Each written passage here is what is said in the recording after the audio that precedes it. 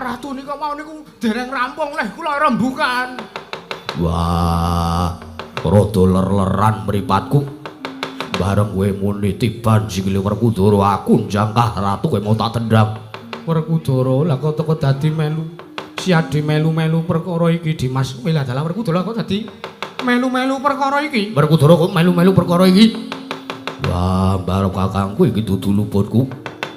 Aku ora mangerteni sangkan paraning bilai. Aku yo mung nampa kelawan ature Bagong. Bagong ngongkon aku kon nendang ratu kae mau. Wah, gelem ora gelem. Aku yo kudu jangkah ratu kae mau. Sik, lha kok dadi sampean ngluputke karo Bagong, ha?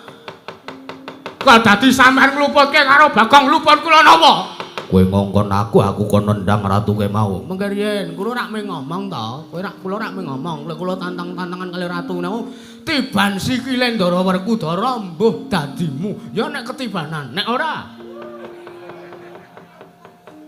mang bedake kula niku mung ngomong ketiban sikile Ndara Werkudara mbuh dadimu. Ya nek ketibanan, nek ora niku kula ora ngongkon sampean lho Ndara.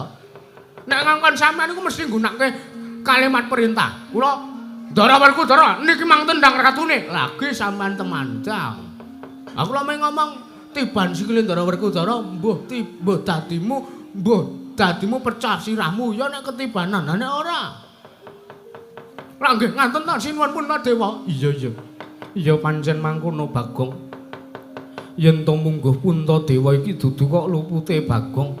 Merga Bagong kuwi mung ngomong ketiban sikile Werkudara. Ora kok menehi kalimat perintah